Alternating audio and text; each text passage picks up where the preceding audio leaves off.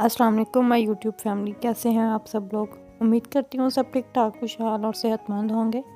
आज हम बनाने जा रहे हैं बहुत ही मज़ेदार होममेड बेकरी स्टाइल का पिज़्ज़ा और बहुत ही कम बजट में और झटपट से ये बन जाएगा। इंशाल्लाह आप लोगों को बहुत पसंद आएगा। सबसे पहले मैंने क्या किया, मैंने नीम गर्म पानी लिए आधा कप और उसमें जो है मैं ये आटा खमीर जो है यीस्ट जिसको हम बोलते हैं, ये इंस्टेंट यीस्ट का पैकेट है, ये मैं इसमें ऐड करूँगी।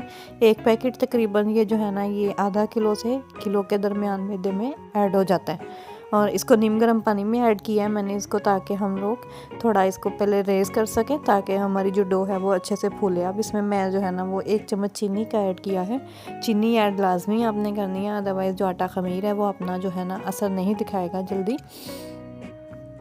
और इसी में ही साथ में हम लोग थोड़ी सी यानी 1 पिंच के बराबर जो है वो सॉल्ट ऐड कर देंगे और इन सब चीज़ों को अच्छे से अब मैं मिक्स कर लूँगी। पानी याद रखिएगा आपने नीम गर्म लेना है, ठंडा पानी आपने इसमें नहीं लेना, अदरवाइज़ यीस्ट जो है वो एक्टिव नहीं होगा। इन सब चीज़ों को मिक्स करके मैं ढक के रख दूँगी तकरीबन 10 मिनट के लिए। 10 मिनट के अंदर जो है ना वो यीस्ट बहुत अच्छे से एक्टिव हो जाएगा। यहाँ दूसरी तरफ मैंने ना मैदा लिया है अब 2 कप, छान के रखा हुआ था मेरा मैदा बॉक्स में, एक में मैंने डाल के रखा हुआ था, वही मैं इसमें एज इट इज़ सारा डाल दूँगी। 2 कप ये मेजर करके हम लोगों ने मैदा ले लिए और इस 2 कप से तकरीबन 2 जो है ना वो मीडियम साइज़ के पिज़्ज़े इजीली बन जाते हैं और मैंने ये 2 कप इसलिए लिया।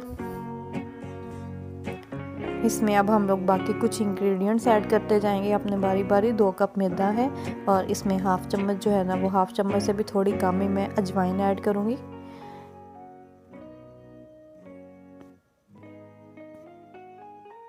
साथ ही अब इसमें हम सॉल्ट ऐड कर देंगे थोड़ा सा। सॉल्ट हमने यीस्ट में भी ऐड किया है, इसलिए मैं इसमें हाफ़ चम्मच ही ऐड कर रही हूँ। अगर आपने यीस्ट में सॉल्ट नहीं डाला तो आप जो मैदा गूँधेंगे इसमें आप 1 टीस्पून जो है ना सॉल्ट ऐड करेंगे।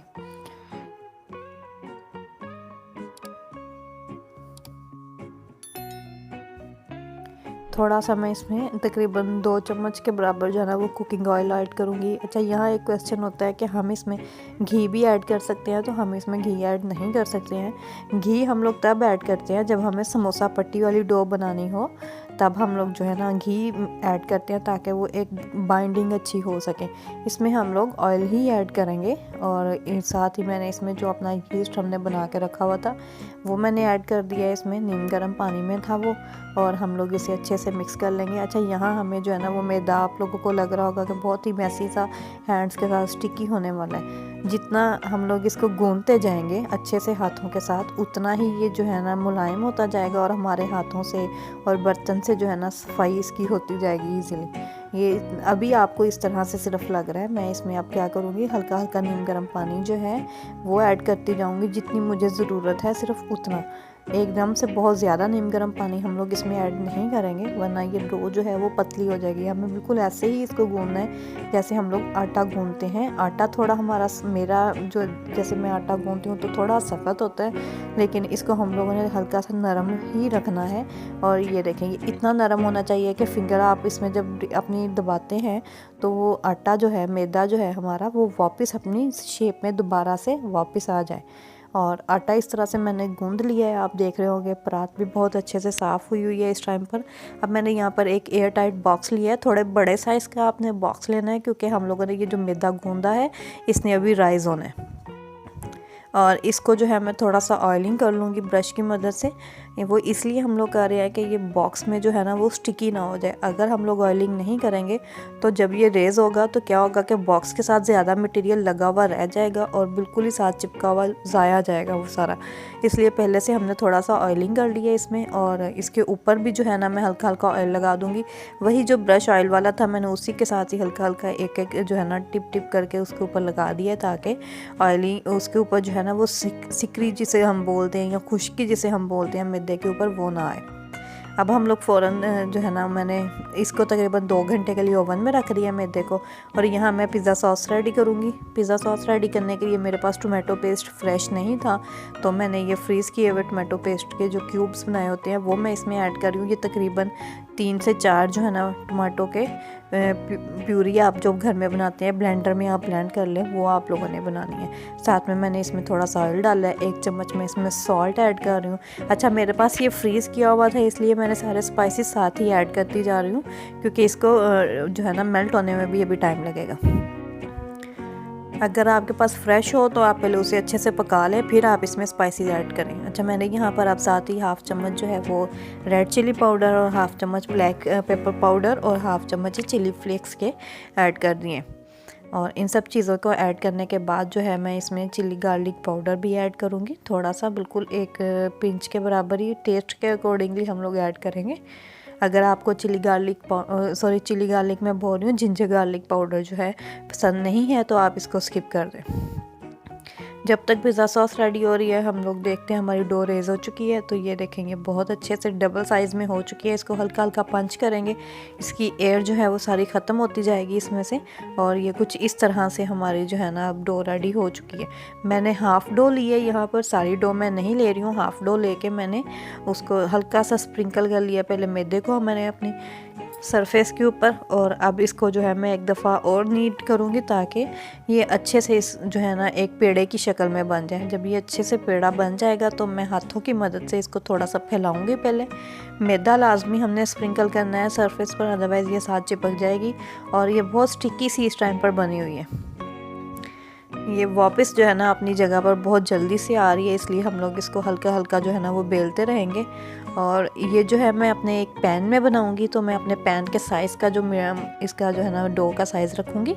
रोटी को जिस तरह हम बेलते हैं बिल्कुल उसी तरह से हमने बेलना है। बहुत ज़्यादा बड़ी मैं इसको नहीं कर रही हूँ क्योंकि मैंने एक मीडियम साइज़ का तकरीबन मेरा पैन है जिसमें मैं ये बनाऊँगी। तो ये देखें बस इतना सा हमने इसको बेला है। ऑयल पैन में भी हमने ऑयलिंग कर लिया ब्रश के साथ, और इसमें जो है अब मैं रोटी जो मैंने मैदे की बनाई हुई है उसको मैं फैला दूँगी। अच्छा, यहाँ पर आपको लग रहा होगा शेप उसकी टेढ़ी मेढ़ी सी है, लेकिन ये इतना स्टिकी सा हमारा मटेरियल है। और यहाँ पर ये जो पार्ट जो है ना यहाँ पर स्किप हो गया, थोड़ा सा मेरे से रिकॉर्डिंग नहीं हो सकी है। यहाँ पर मैंने क्या किया, मैंने थोड़ा सा बोनलेस चिकन लिया है, उसमें ऑयल डालकर चिली सॉस, सोया सॉस, तकरीबन हाफ़ चम्मच सिरका और अचार चिकन का पाउडर जो है ना वो 1 चम्मच मैंने ऐड करके इसको भूनना शुरू कर दिया था। और ये मेरे पास कुछ ब्रेड बॉल्स के जो लेफ़्ट ओवर मटेरियल था वो पड़ा हुआ था, मैंने वो भी इसी में ही ऐड कर दिया ताकि मैं वो भी यूटिलाइज़ कर लूँ, वेस्ट ना हो। और इसे हम लोग अच्छे से भुनाई कर लेंगे। बिल्कुल थोड़ा सा मैंने इसमें साथ में पानी डाला है ताकि ये अच्छे से भून जाए और चिकन गल भी जाए, जो मैंने पहले चिकन बोनलेस ऐड किया था। तकरीबन अब इसको मैं 4 से 5 मिनट जो है ना बिल्कुल लो फ्लेम पर पकाऊंगी ताकि इसमें जो पानी हमने ऐड किया वो बिल्कुल खुश्क हो जाए। और दूसरी तरफ जो है ना हमारी डो जो हमने पैन में रखी थी उसको मैं बिल्कुल लो फ्लेम पर पकने के लिए रखूँगी ताकि एक साइड से उसकी डो जो है ना वो अच्छे से पक जाए। तकरीबन 3 से 4 मिनट मैंने बिल्कुल लो फ्लेम जो दम वाली होती है ना उस पर मैंने इस पैन को रख दिया। ढक के पैन को रखिएगा। पैन नॉन स्टिक मैं यूज़ कर रही हूँ, अगर आपके पास नॉन स्टिक ना हो तो आप अपना तवा भी यूज़ कर सकती हैं। तवे के ऊपर जो है ना ढक के आपने जो प्रेशर कुकर का ढक्कन होता है ना आप उससे ढक के रख लें।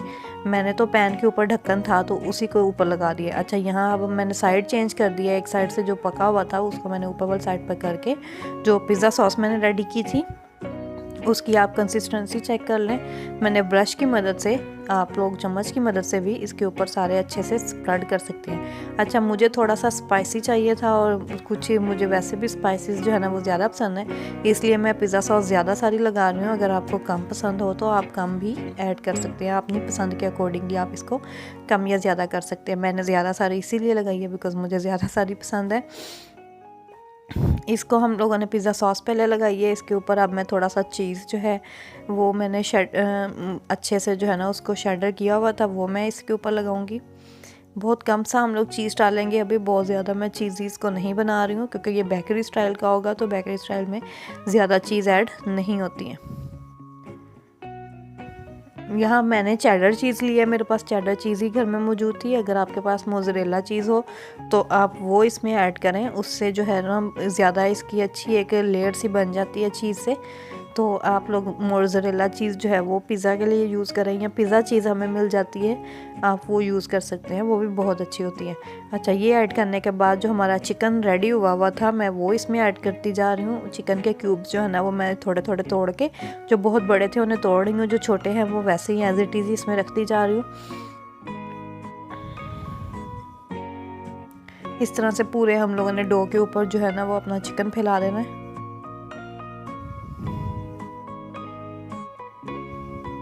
अच्छा, ये अचारी फ्लेवर मैं इसको दे रही हूँ। आप चाहे तो इसमें तिक्का मसाला भी चिकन में ऐड कर सकते हैं, अचारी नहीं है तो आप उसको स्किप कर दें।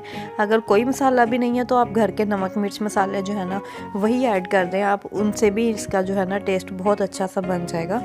वो आप लोगों ने ज़्यादा इस चीज़ को नहीं करना है कि कोई मसाला ही हम लोग ऐड करें। घर के नमक मिर्च मसाले जो हैं, इंशाल्लाह किसी दिन मैं आपको वो भी बना कर दिखाऊंगी, उससे भी ये बहुत अच्छे से बन जाएगा।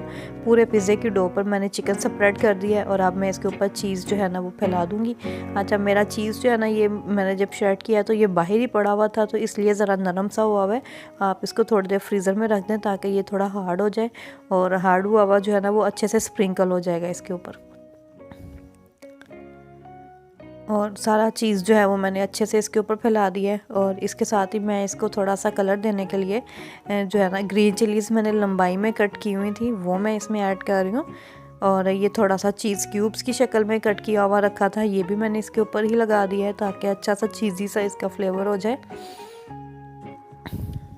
और मैं आपको बता रही थी मैंने ग्रीन चिलीज़ जो है ना वो लंबाई में कट करके इसके ऊपर ऐड किए हैं। अगर उसकी जगह पे आपके पास शिमला मिर्चें हो तो आप शिमला मिर्चें इसके ऊपर लगा लें, वो बहुत अच्छी लगती हैं। लेकिन मैंने एक्चुअली इस टाइम पर बनाया है कि यहाँ से अब शिमला मिर्च में जैसा नहीं थी मेरे पास, तो मैंने इसलिए ग्रीन चिलीज़ ऐड कर दी हैं। अगर आपके पास ऑलिव्स हों तो आप इसके ऊपर ऑलिव्स भी डाल सकते हैं, आपकी अपनी चॉइस है। आपने जो भी चीज़ इसके ऊपर लगानी हो उस तरह से आप इसको बना लें।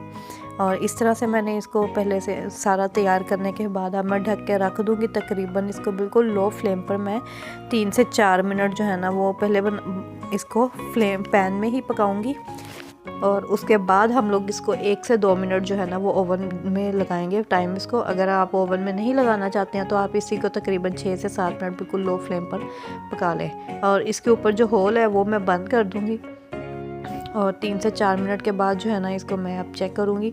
और इसकी अभी आप देख सकते हैं जो चीज़ है वो मेल्ट होना शुरू हो चुकी है, और डो जो है वो नीचे वाली साइड से बिल्कुल पक चुकी है। अब मैं इसको एक प्लेट में निकाल कर ओवन में इसको टाइम लगा लूँगी, माइक्रोवेव में करूँगी। मैंने माइक्रोवेव को पहले से 360 डिग्री पर टेम्परेचर पर जो है वो प्री हीट किया हुआ है। और 2 मिनट के लिए मैं सिर्फ इसको अब बेक करूँगी, उसमें ज़्यादा टाइम हम लोग इसको नहीं लगाएंगे क्योंकि हमारा पिज़्ज़ा जो है वो बिल्कुल रेडी है। हमें सिर्फ ऊपर से जो चीज़ है उसको थोड़ा सा मेल्ट करना है।